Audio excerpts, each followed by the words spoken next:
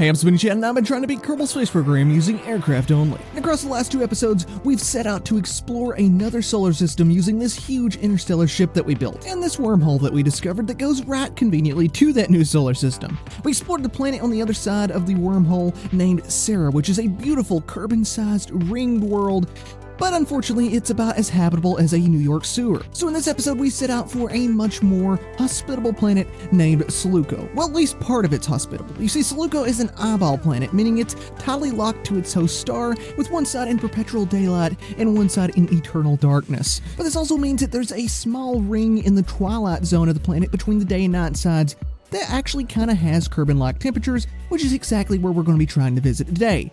Unfortunately, I didn't get a very efficient encounter with Suluco, so we had to spend a ton of Delta V to actually get in orbit around it, and even more Delta V to actually meet up with its tiny moon to refuel and make up for all of the wasted fuel. Which, don't believe the Delta V reading there on the Kerbal engineer graphs. We're actually going by the fuel level in the tanks instead, because for some reason it's incredibly inaccurate. And here you can see Tot, the tiny little moon that wouldn't even be visible on the map if it wasn't for that little icon there. Tot is possibly a captured asteroid, and it's actually a little bit smaller than Gilly from the stock game, so this is a very, very tiny moon. But as far as asteroids go, that's actually pretty darn big for KSP, and this ship's used to dealing with asteroids and refueling from them, so that might actually be a problem since it does indeed have a gravitational pull, even if it's very, very small. So we're just going to be parking around it and dealing with that later, but first we're going to do some science. And for some horrible reason, the mystery goo container started laughing, and we had to threaten to weld it shut in order to get it to stop, which is about one of the most disturbing science reports I've ever read.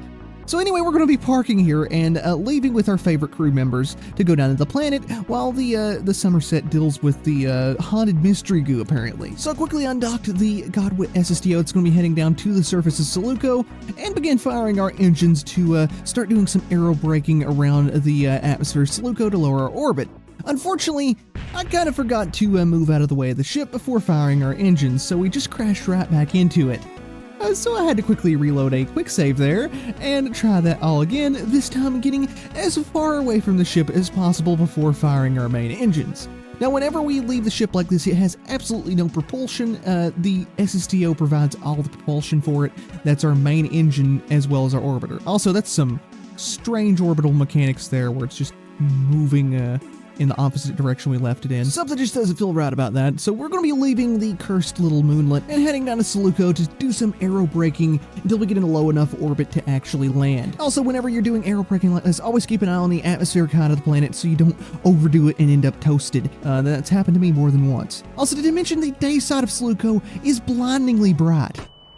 Luckily, there was enough time for my eyes to adjust before we started the rather spicy re-entry, or just aero braking really, over top of Suluco here. And we actually ended up doing it over the exact spot that we intend to land at, the border between the day and night side, the twilight zone if you would. And at nearly 3,000 meters per second, this was quite a spicy aero brake, and we actually needed to do a second one to scrub off even more velocity because it's still a little bit higher than I'd be comfortable with. And we do want to have a fairly precision landing, though, I mean, I can fly pretty much infinitely using the nuclear engine on this if we do kind of miss the mark. And we were still going a little bit too fast after that second aero brake, so I went ahead and flipped the SST over and did the Jebediah maneuver, which he's pretty darn happy about. You basically just flip the SSTO over, whatever you're doing this with, and then pitch the nose down, and this just makes you dive farther into the atmosphere until you come up a little bit shorter than you would have otherwise, because if you're flying with the wings level, then you're probably going to be more or less skidding off the top of the atmosphere instead. So we came down a little bit early, actually, on the more deserty side of the Twilight Zone, as you'll see here once we come through the clouds. But oh my god, Suluco is incredibly beautiful. I mean, I really love this. It's a beautiful deserty place here just on the border of the more habitable Twilight Zone, and we're going to be immediately searching to see if we can find any life here, because that would be a pretty darn monumental discovery for the space program, especially given that we're only using planes. So we begin reading some of the little science reviews here while flying, just to save some time, and in the corner I spot something that looks quite a bit like a plant. And as you'll see here, as we go farther in, we start having more and more of them appear. which is a pretty good indication that there might be something similar to life, though we're still not sure, and this could probably be like a rock or something, because we can't really get too good of a view of it. So we're going to climb up out of this desert zone and fly just a short way over to the more habitable region. The distances involved here are surprisingly short, given this is just a very small band around the planet that this is habitable at. And what do you know, those mountains are green, which looks like grass to me. So we're going to dive down and make sure of that, but this definitely looks like we've discovered some sort of life. So begin flying super low over top of the hilly terrain here and trying to read the science reports, and yeah, we discovered life and quite a bit of it. So I immediately wanted to put the STO down somewhere through here, but as you can see, this is pretty horrible terrain for landing anything, especially a pretty stubby SSTO like this that doesn't glide awfully well. Especially given the atmosphere here is a little bit thinner than on Kerbin, so landing is slightly more difficult. So we tried going through this little valley here and trying to find a place to land at, which was a beautiful place, but just didn't seem like we could find anywhere to actually set this thing down at. So I continued flying, searching for a place that's relatively flat and has a lot of biomes near that we can explore with the helicopter. And our best bet seemed to be the beaches out here, so I really kicked it in high gear and started flying at nearly Mach 3 all the way out to the beach in kind of ocean area. This little chain of islands immediately piqued my interest, but it's a little bit mountainous. Luckily I saw this tiny little spot that looked like it'd be a good spot to land at, so I came around to try to land at it, even though it's incredibly tiny and not nearly as flat as it looked from the air.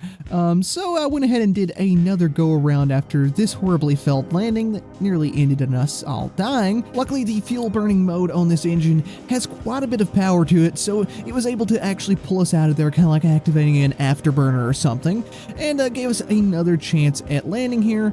But unfortunately, that didn't look like it was going to turn out too well either, so it was pretty clear I was going to need to find somewhere else. And just out of nowhere, I noticed this beautiful, beautiful beach.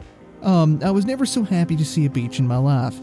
So we went ahead and came in as low and slow as we could and set her right down here on the beach with a little bit of a wiggle and more than a few bounces. I'd say this is probably at the limit atmospherically of what this thing can comfortably land at.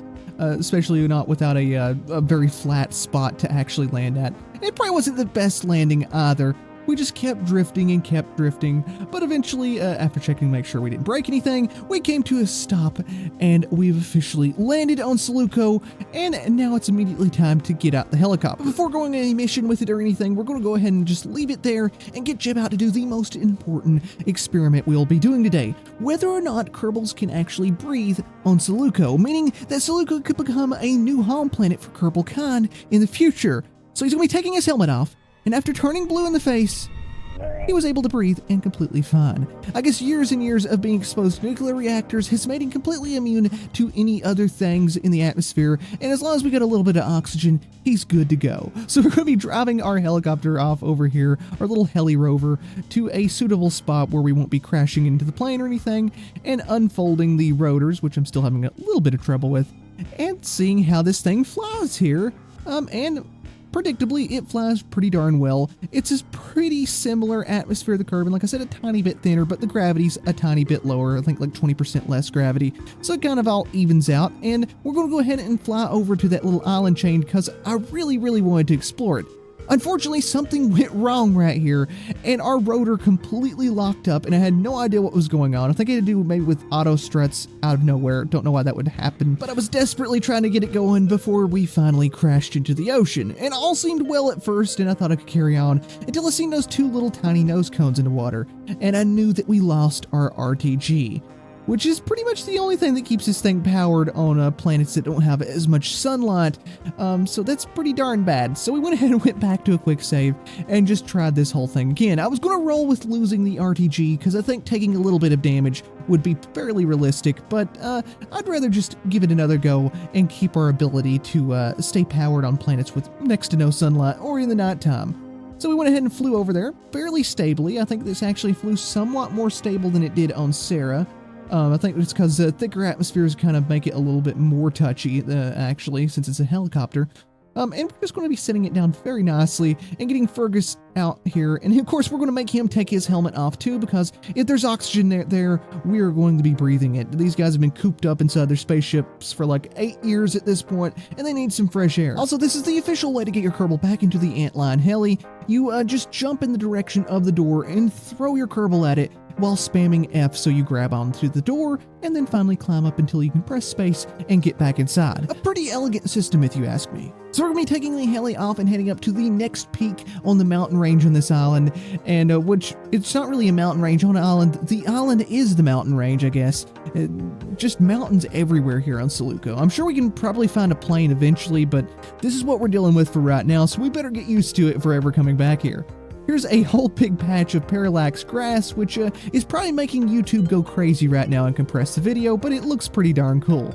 We're going to be manually walking Fergus out this time, and you get an idea of what the heli looks like on the inside. I think the IVA for the lander can there kind of fits it perfectly.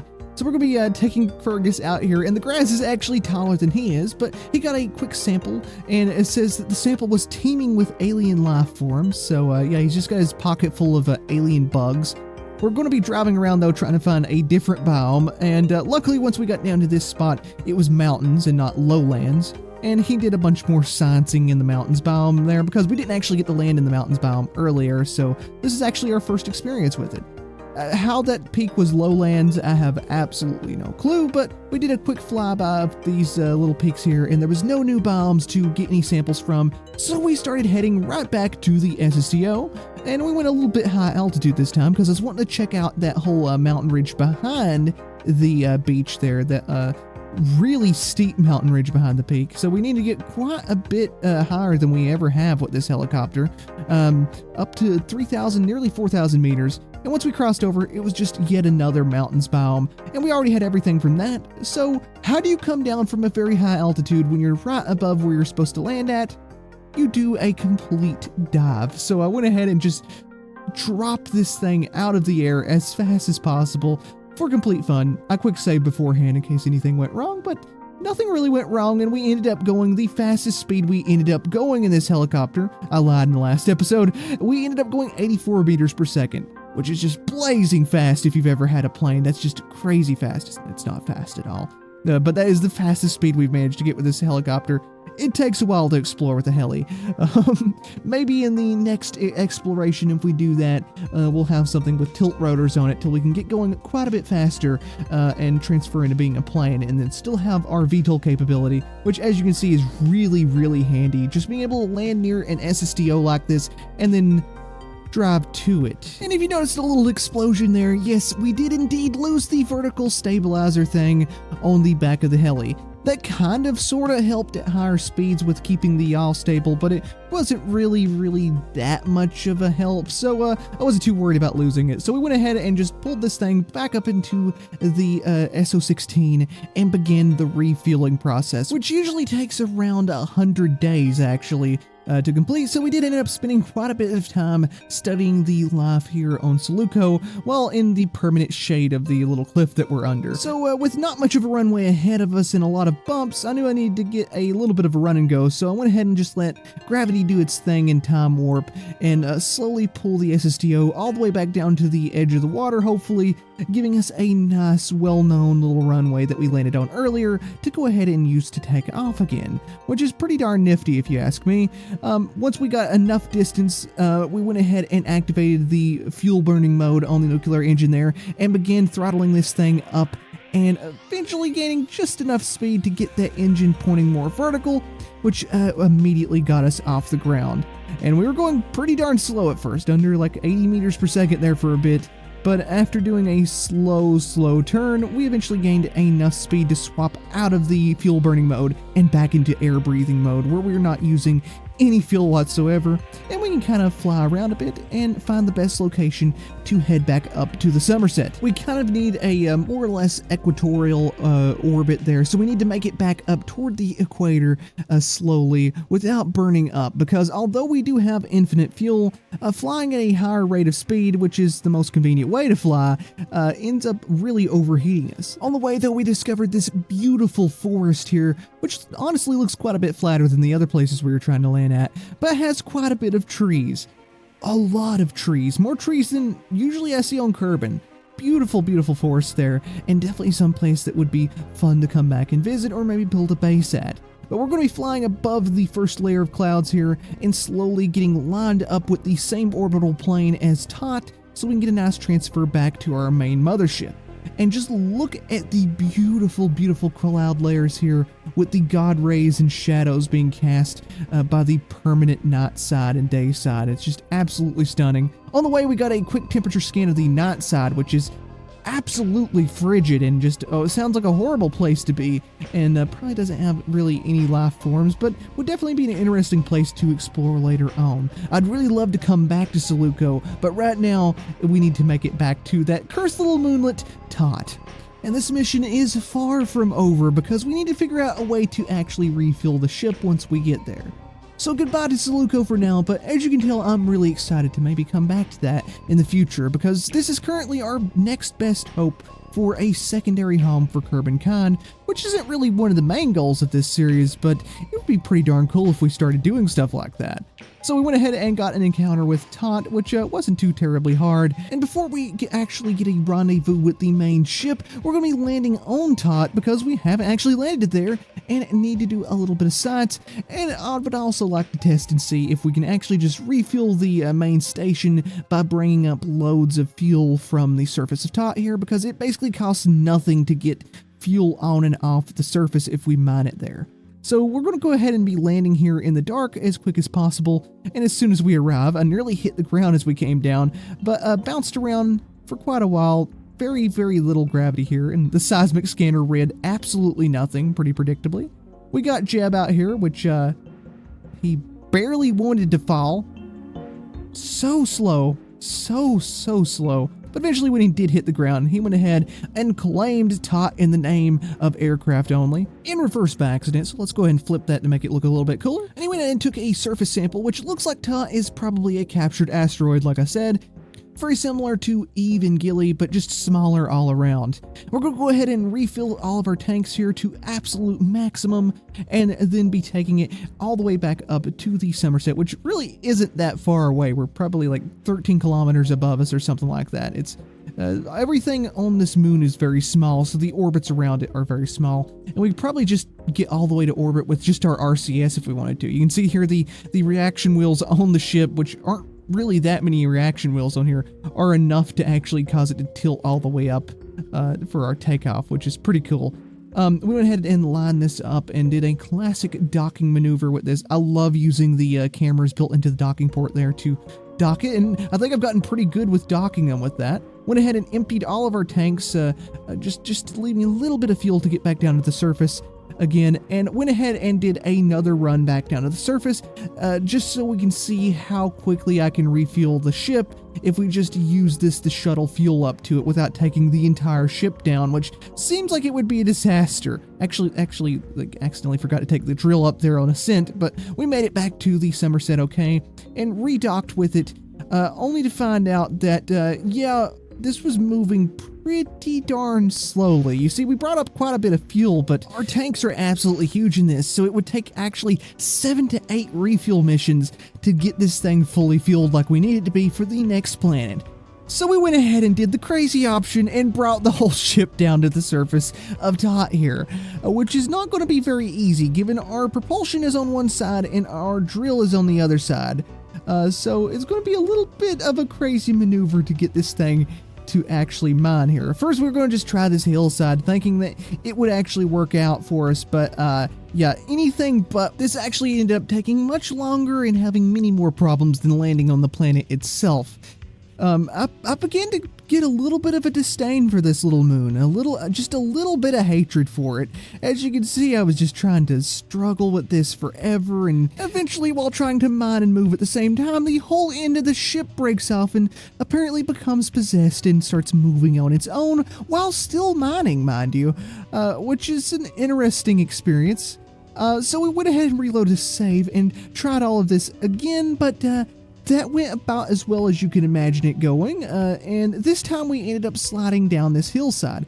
How on earth this tiny little moon has enough gravity to pull us down the hillside continually without friction kicking in and stopping it, I have no clue, but it does, and we ended up actually moving at enough of a pace to somehow break one of our solar panels off, which is an immediate revert to save because that would look horrible, and the solar panels are kind of actually needed on this, especially this close to the star. They're very helpful. So we went ahead and used this trajectories mod, which is an incredibly handy mod, to pinpoint a landing in a hole, which was my next plan. See, because if we're sliding down a hillside, then if we're at the bottom of a hole like this, then there's nowhere to slide to anymore, and maybe we can just zero out our velocity and just mine there until our ship is completely full and ready for the next mission. But easier said than done, because somehow, on this glorified rock, I was landing hard enough to actually explode the ship. So after much trial and effort and many failed quick saves, as you can see here, because a quick save this close to the ground would be incredibly better than the one I was using that was much higher above the ground, we finally got a quick save. Which means that we don't have to go back and re-land in the same hole over and over again, which I probably did about 20 times before this. And I was able to do this very risky maneuver of flipping the entire ship over and landing down at the bottom where we won't slide anymore, which we immediately slid a little bit, but eventually there is a resting spot at the bottom of this little pit that we landed at. But like I said, there's just something up with this moon. Even at such low velocities, we still broke off parts of the ship, which is just amazing. So we went ahead and landed down at the bottom where all those textures meet at, which kind of held our ship in there, and eventually, thankfully, came to somewhat of a rest here where we could just sit and mine.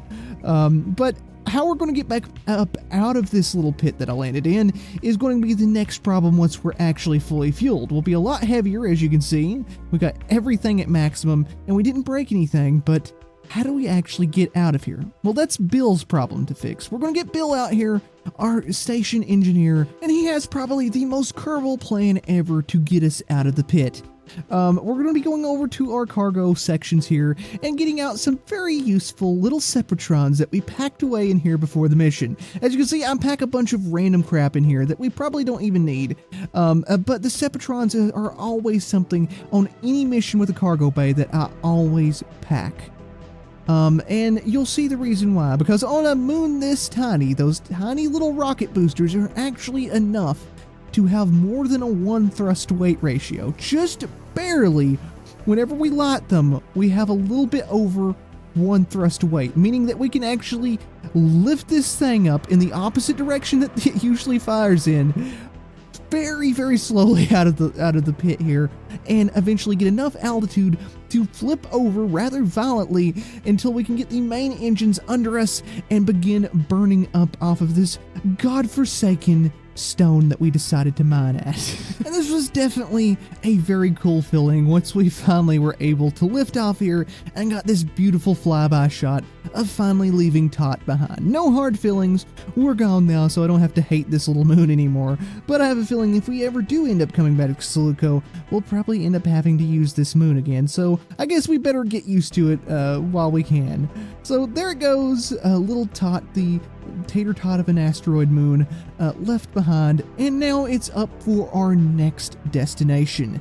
Very far out in the outer reaches of this solar system are 2 gas giants orbiting each other in a binary pair, Samet and Symmetra. They're 2 really big half-Joule size gas giants that have a pretty big moon system around them, with 2 large moons, Norec, I don't know, with a very thin atmosphere and about half Kerbal gravity, and then right at half Kerbal gravity and 4 atmospheres of pressure at its surface, we have Noireg, which is listed as a Venus-like moon, and it definitely kind of has the vibes of Venus. It's a really cool looking moon, and we're going to go ahead and get encounter with Samet and Symmetra, I hope I'm saying those right, which is quite costly. And that's a big deal because there's no asteroids as far as I could tell around them. You could probably see in the map view there, I was desperately trying to find asteroids we could refuel from, but there was just nothing out there.